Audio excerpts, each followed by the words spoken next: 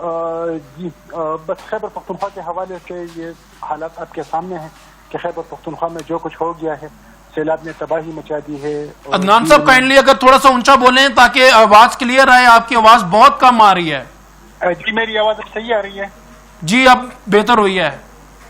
جی یہ خیبر پختونخوا میں سیلاب نے جو تباہی مچائی ہے، اسپیشلی بنیر میں، دیر میں، باجوڑ میں، سوات میں، تو ان علاقوں میں سیلاب نے جو تباہی مچائی ہے، اور اس کے بعد خیبر پختونخوا حکومت نے جو نالائکی دکھائی ہے، خیبر پختونخوا حکومت نے عوام کا جو استحصال کیا ہے، عوام کو جس طرح ذلیل کیا ہے، تو اس کی مثال ماضی میں کہیں نہیں ملتی۔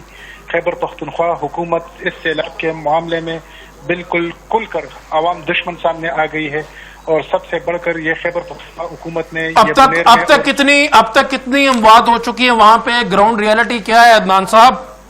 سر گراؤنڈ ریئلٹی یہ ہے کہ سیلاب کو تقریباً ہفتہ ہو گیا ہے، 10 دن تقریباً مکمل ہو گئے ہیں، 400 سے زیادہ، 400 سے 500 کے قریب اموات ہو گئی ہے، اور کئی لاشیں ابھی تک نہیں ملی۔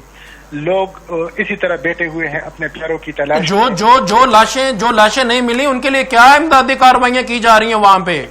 خیبر پختونخوا حکومت کی طرف سے امدادی کارروائیاں نہ ہے، صرف سوشل میڈیا۔ جی عدنان صاحب آواز آ رہی ہے آپ کو؟ جی آپ کی آواز بالکل صاف آ رہی ہے میری آواز؟ جی کائنڈلی بتائیے گا، جو ڈیڈ باڈیز نہیں ملی، یہ تو بڑا ایک سنگین مسئلہ ہے، سیلاب کے بعد اس سے بڑا اور کیا مسئلہ ہو سکتا ہے عوام کے لیے؟ تو کیا امدادی کارروائیاں انتظامیہ کر رہی ہے وہاں پہ یہ لاشیں ڈھونڈنے کے لیے؟